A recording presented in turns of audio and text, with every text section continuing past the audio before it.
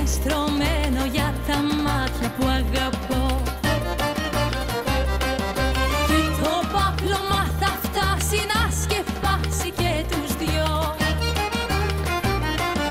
Το δικό μου παπλωμά είναι για δυο άτομα και δεν παίρνει μπαλώμα. Το δικό μου παπλωμά.